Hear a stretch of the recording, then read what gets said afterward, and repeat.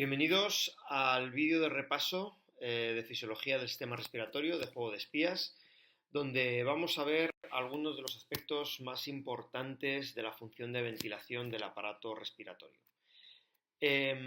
Para llevar a cabo de manera eficaz dicha función y un aporte de oxígeno a los diferentes tejidos al mismo tiempo que eliminar de forma eficaz el CO2 que se produce durante la respiración celular, existen toda una serie de componentes que iremos viendo a lo largo de este vídeo. El primer intercambio en la fisiología respiratoria es la ventilación, es decir, el intercambio, el movimiento de aire entre la atmósfera y los pulmones. Este movimiento de aire es muy importante ya que el estudio de los volúmenes que movilizamos en la inspiración y en la expiración, así como la velocidad a la cual realizamos estas maniobras a través de pruebas espirométricas, nos permite llevar a cabo un estudio y una valoración de la función pulmonar. En el vídeo sobre espirometría podéis encontrar cómo se realizan de manera adecuada estas técnicas, así como la manera de de los resultados obtenidos, llevar a cabo un análisis correcto de la función pulmonar. La mecánica respiratoria es el estudio de los mecanismos que son responsables de la ventilación pulmonar. La inspiración y la expiración se llevan a cabo gracias a la existencia de músculos respiratorios y a las características intrínsecas de pulmón y caja torácica y la asociación de estas dos estructuras a través de la pleura. Los pulmones tienden a retraerse, mientras que la caja torácica tiende a expandirse, y estas dos fuerzas de expansión y retracción de ambos elementos se encuentran en equilibrio, y eso genera una presión intrapleural subatmosférica, un vacío relativo en el espacio intrapleural. Esta presión subatmosférica en condiciones de reposo, es decir, con músculos inspiratorios relajados y a nivel del mar, tiene un valor de 757 milímetros de mercurio. Bueno, para entender cómo se produce el intercambio de aire entre la atmósfera y los pulmones hay que tener en cuenta dos cosas en relación a los gases. Una, que estos se van a mover siempre en función a un gradiente de presión, de más presión a menos presión, y el otro es que la presión ejercida por una masa de gas es inversamente proporcional a su volumen, cuando tenemos una temperatura constante. Bueno, en ventilaciones en reposo, es decir, ventilaciones tranquilas, en las cuales movilizamos un volumen de aire bajo, en condiciones normales, la inspiración se va a producir por la contracción de los músculos inspiratorios, diafragma e intercostales externos. Esta contracción va a provocar un cambio, una expansión de la caja torácica y un aumento en el diámetro tanto antero-posterior como vertical de la caja torácica. En relación a la expiración, esta en condiciones de ventilaciones tranquilas, de ventilaciones en reposo, se va a producir por la relajación de estos músculos inspiratorios. La inspiración y la expiración, por tanto, va a provocar cambios en el volumen, el volumen pulmonar, y eso va a afectar a la presión alveolar. Cuando hay una expansión de la caja torácica, que veremos ahora que se va a ver acompañada por una expansión de los pulmones, al aumentar el volumen pulmonar disminuye la presión alveolar. Mientras que durante la expiración, donde lo que se va a producir es una retracción del volumen pulmonar, lo que nos vamos a encontrar es con un aumento en la presión alveolar. Si analizamos cómo cambian las presiones alveolar e intrapleural durante un ciclo de ventilación normal, podemos ver cómo justo previamente a la inspiración, con los músculos inspiratorios relajados, la presión alveolar es igual a la presión atmosférica y la presión intrapleural es subatmosférica. Cuando se produce la contracción de los músculos inspiratorios, como hemos comentado, eso va a provocar un aumento en la expansión de la caja torácica, una reducción en la presión intrapleural y una expansión pulmonar. Los pulmones se distienden y eso va a provocar que disminuya la presión alveolar. En ese momento, la presión alveolar va a ser menor a la presión atmosférica Y como hemos comentado, los gases siempre van a moverse a favor de un gradiente de presión, de más a menos. Y por tanto, en esta situación, durante la inspiración va a haber un flujo de aire hacia los pulmones. Al final de la inspiración, la presión alveolar se iguala a la presión atmosférica de nuevo y deja de haber flujo de aire hacia los pulmones. El flujo de aire en este caso sería cero. Cuando se produce la expiración, que en un ciclo de ventilación normal se produce por la relajación de los músculos inspiratorios, vamos a encontrarnos con una contracción de la caja torácica producida por la retracción elástica del pulmón. La presión intrapleural aumenta, de nuevo alcanza un valor relativo de -3, y la presión alveolar va a aumentar en este caso. Al reducirse el volumen de los pulmones por la retracción elástica, aumenta la presión alveolar. En este caso, con lo que nos encontramos es con que la presión alveolar es mayor a la presión atmosférica y por tanto el flujo de aire va a ser desde los pulmones hacia el exterior. Estos cambios de presión alveolar e intrapleural son cambios cíclicos durante los ciclos de ventilación, durante los procesos de inspiración y expiración, y alcanzan unos valores relativos cuando hablamos de milímetros de mercurio de +1 durante la expiración y de -1 durante la inspiración, en el caso de la presión alveolar, y de -3 en el caso de la intrapleural al final de la expiración e inicio de la inspiración, y de -6 al final de la inspiración y al inicio de la expiración. Estos cambios de presión intrapleural y alveolar permiten que en ciclos ventilatorios normales movilicemos hasta medio litro aproximadamente de aire. Y es importante tener en cuenta que el flujo de aire al final de la inspiración y de la expiración va a ser siempre cero. Como hemos comentado, en ciclos ventilatorios normales, la expiración se produce por relajación de los músculos inspiratorios y por la retracción elástica del pulmón. Esa retracción elástica, esa tendencia a la retracción que presentan los pulmones. La elasticidad pulmonar viene determinada fundamentalmente por dos factores. Por un lado, de diferentes fibras elásticas que se encuentran en las paredes alveolares asociadas a los alvéolos, pero también en gran medida y en mayor medida a la tensión superficial que se genera en el interior de los alvéolos. La tensión superficial que se genera en los alvéolos por la presencia de una capa líquida en contacto con el aire que se encuentra en los alvéolos genera o representa alrededor de 2/3 de esa retracción elástica pulmonar. La tensión superficial, por tanto, contribuye a la elasticidad de los pulmones, oponiéndose también a la distensibilidad de los mismos. En condiciones fisiológicas, la tensión superficial generada en el interior de los alvéolos está atenuada gracias al surfactante pulmonar, que es producido y segregado hacia el interior de los alvéolos por las células alveolares o neumocitos de tipo 2. El surfactante pulmonar está constituido principalmente por fosfolípidos, el principal de ellos el dipalmitoil fosfatidilcolina. Bueno, no solamente la distensibilidad y la elasticidad de los pulmones determinan la ventilación pulmonar. Existen otros factores como el patrón de flujo de aire o la resistencia de las vías aéreas que también determinan de alguna manera cómo es la ventilación, ¿no? Cómo de eficaz es esa ventilación. La resistencia de las vías aéreas al flujo de aire va a determinar o va a depender en parte del calibre de las mismas.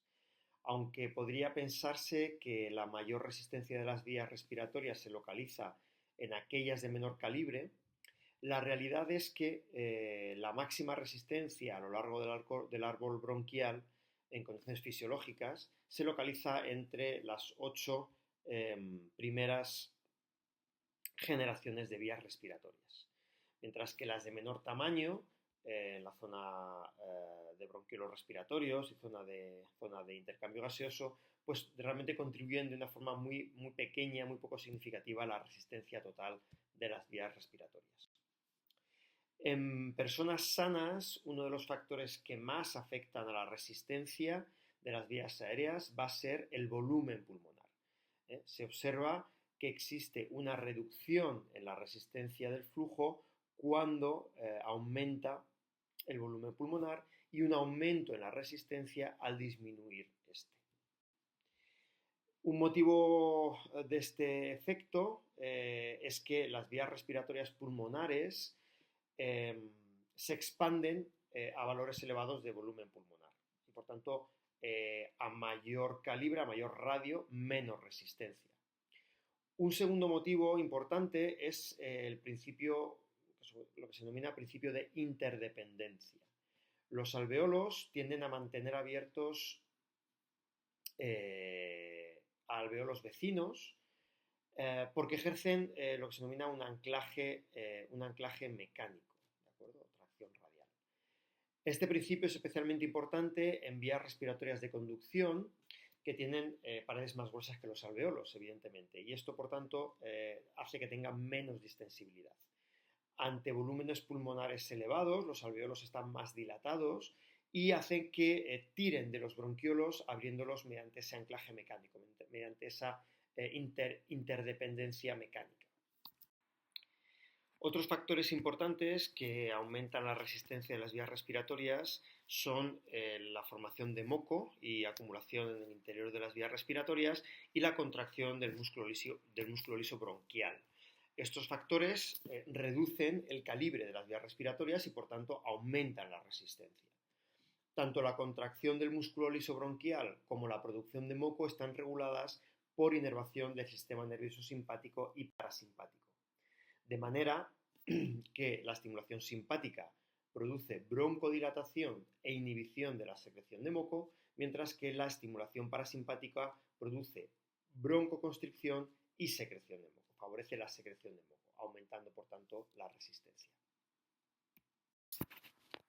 Bueno, un aumento de la resistencia de las vías respiratorias va a incrementar en gran medida la energía necesaria para hacer entrar el aire, para los procesos de inspiración y expiración. Si el aumento en esta resistencia es suficientemente grave, esto va a poder reducir mucho la capacidad de ejercicio de una persona y en los casos extremos, pues incluso caminar puede resultar una actividad difícil.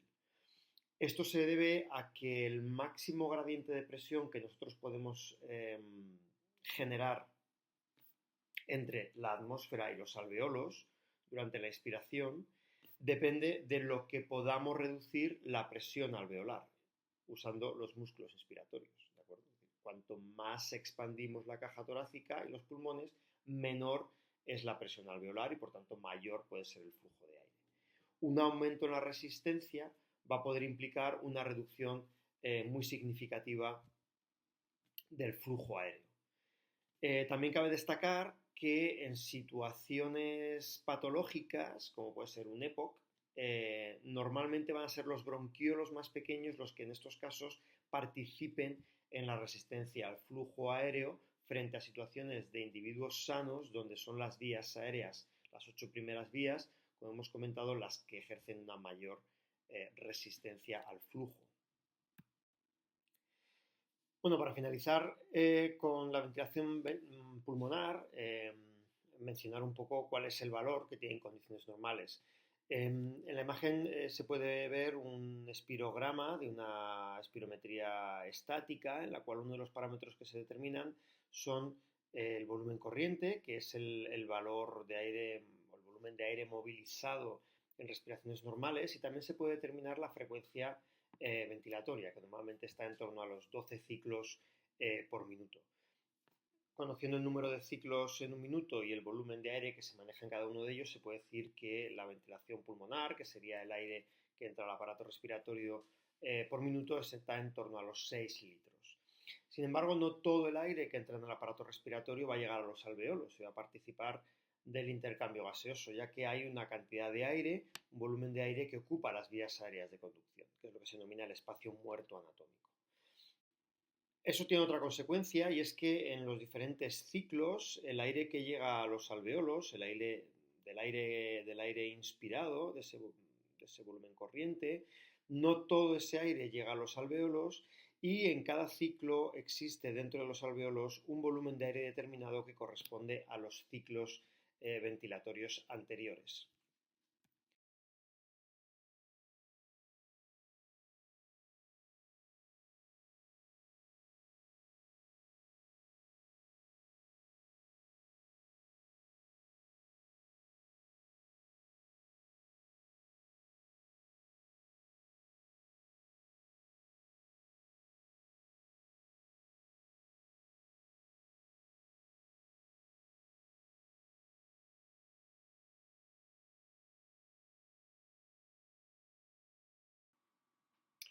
Uno de los aspectos importantes dentro de la fisiología respiratoria es la composición del aire inspirado y la composición de gases, oxígeno y CO2 en sangre, ¿no?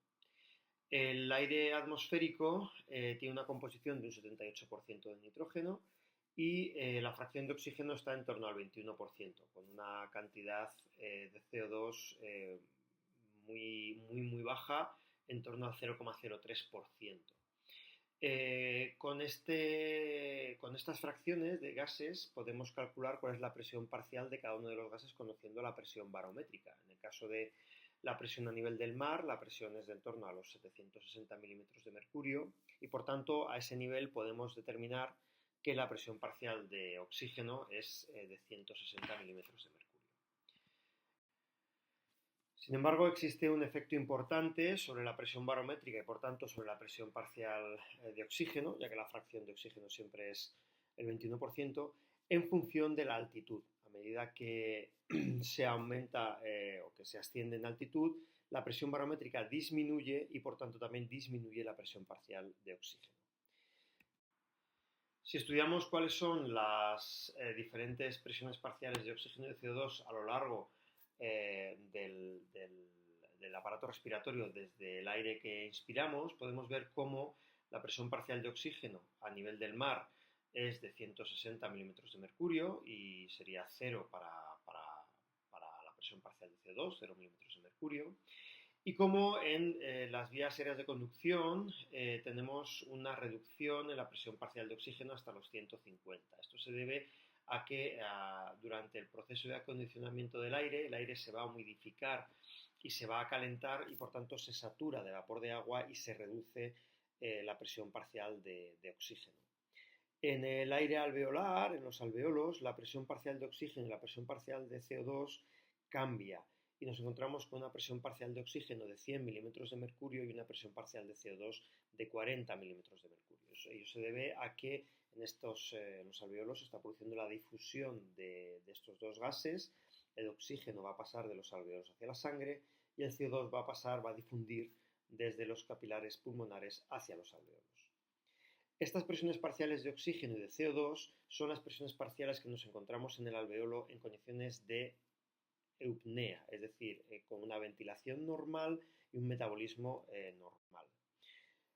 Cuando se producen alteraciones en la ventilación alveolar, cuando la ventilación se modifica y se producen situaciones de hipoventilación o hiperventilación, estas presiones parciales de oxígeno y de CO2 en el alveolo se modifican.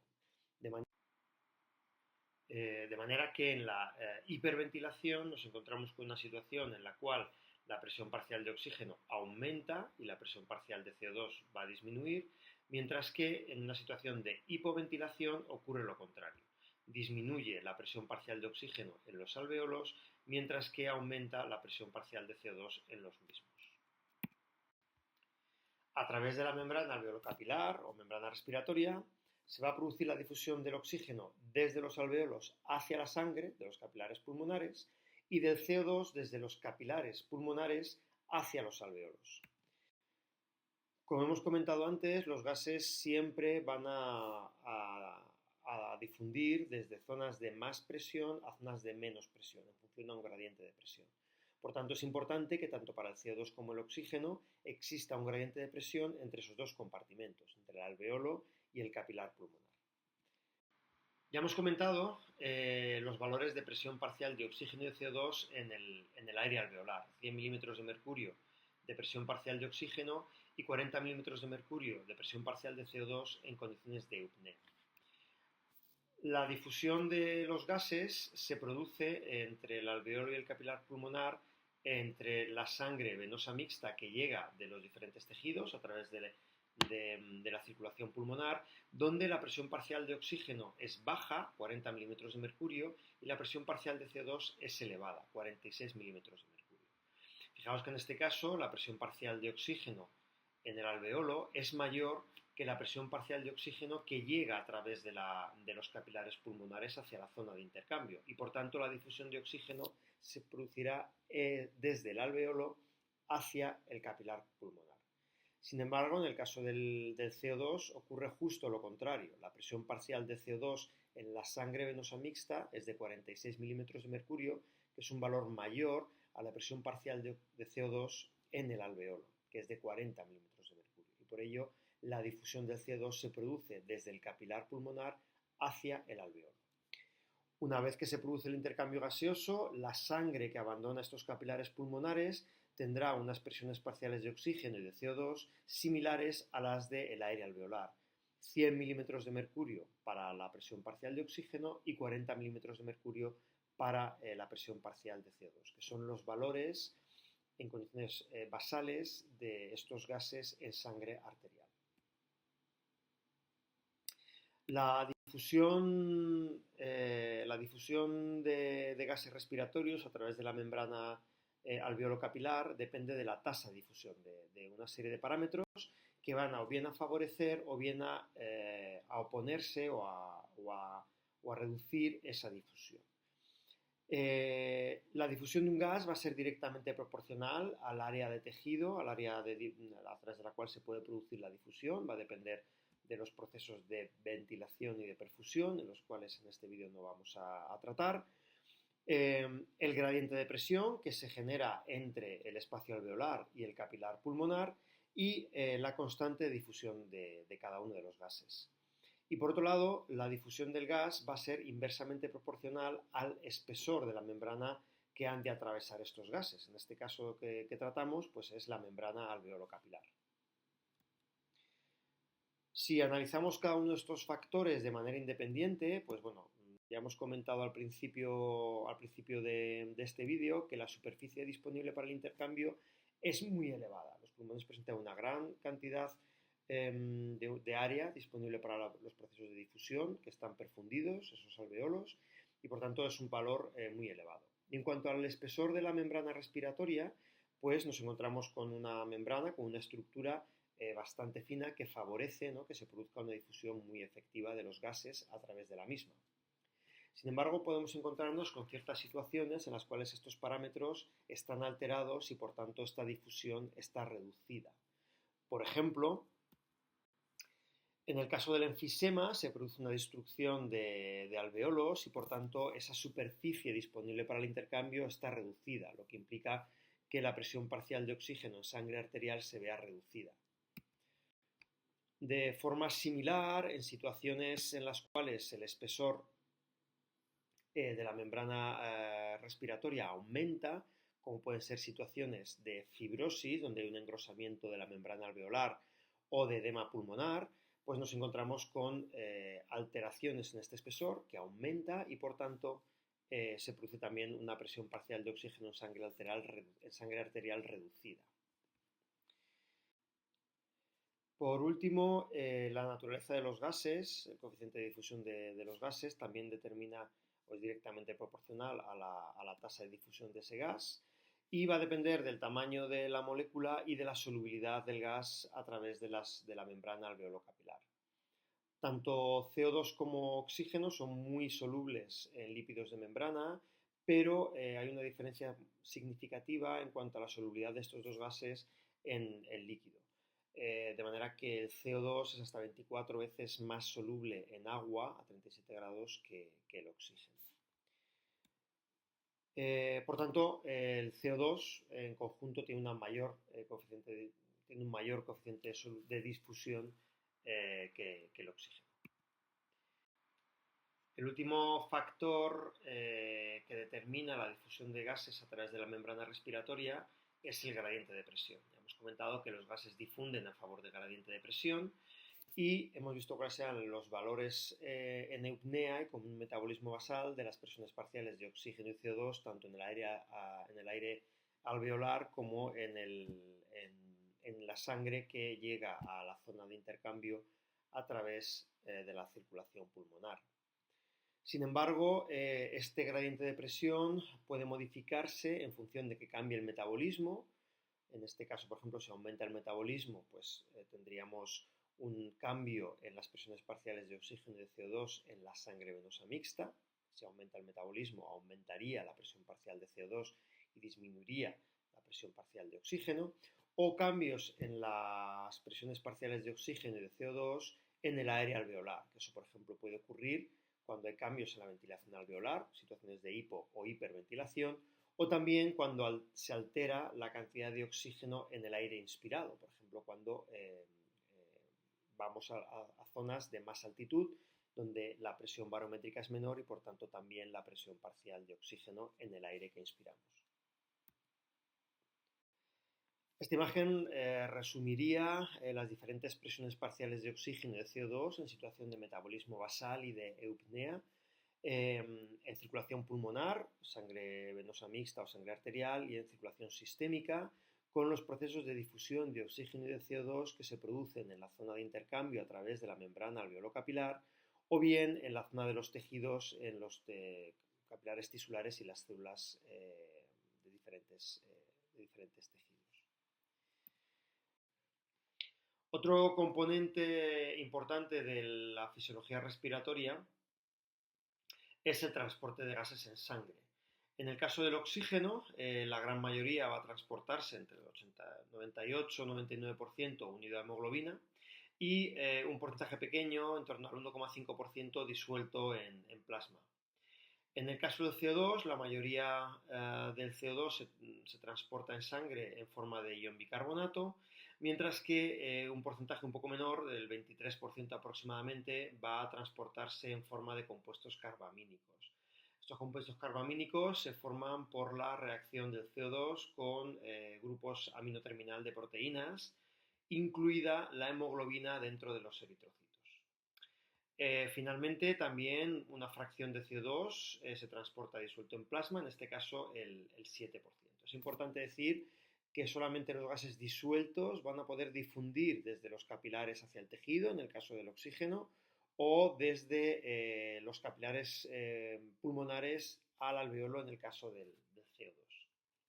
En el caso del oxígeno, además, existen diferentes formas de expresar la cantidad de oxígeno en sangre. Por un lado está la presión parcial en milímetros de mercurio, que es proporcional a la cantidad de oxígeno disuelto y que va a determinar el flujo de difusión, porque determina el gradiente de presión de este gas, del oxígeno. También el contenido en oxígeno, que son los mililitros de oxígeno por decilitros de sangre, en los cuales, o en este contenido se incluiría tanto el oxígeno disuelto como el unido a hemoglobina.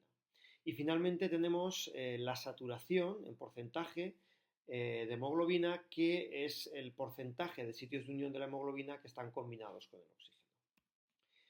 Esta saturación va a depender de dos factores importantes. Por un lado, el número de sitios de unión disponibles para el oxígeno y por otro lado, de la presión parcial de oxígeno en plasma. La relación entre la saturación de la hemoglobina y la presión parcial de oxígeno está determinada por la curva de disociación oxígeno-hemoglobina, que es una curva sigmoide, en el cual, como podemos observar, a mayor presión parcial de oxígeno se produce una mayor saturación de la hemoglobina. Esta curva de disociación puede modificarse, ya que existen factores que modifican la afinidad de la hemoglobina por el oxígeno, desplazando esta curva.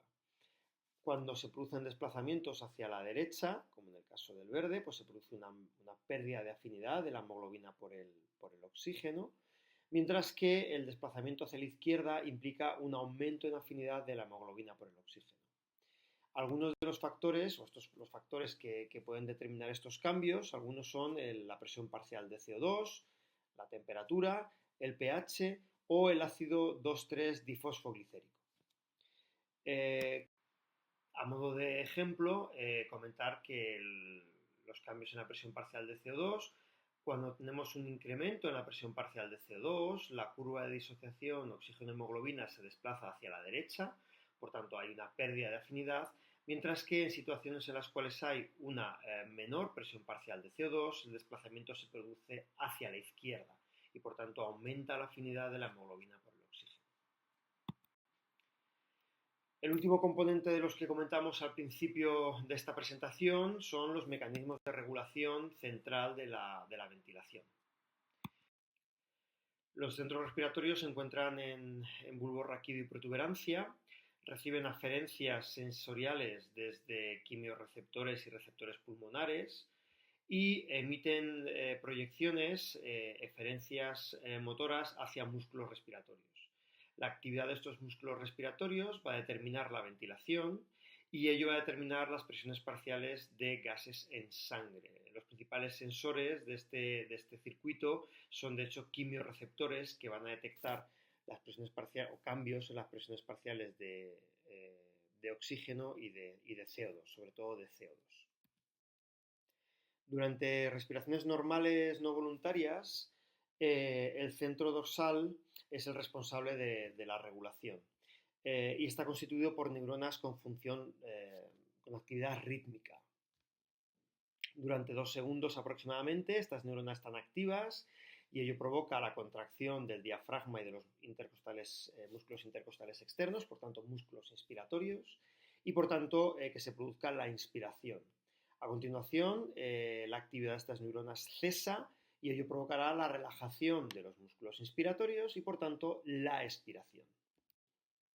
Como he comentado, la principal información sensorial que llega al centro dorsal proviene de quimiorreceptores, que pueden ser de dos tipos: quimiorreceptores centrales y periféricos. Los más importantes en la regulación de la ventilación son los quimiorreceptores centrales, que son sensibles a aumentos en la presión parcial de CO2 en sangre arterial. En realidad, estos quimiorreceptores centrales son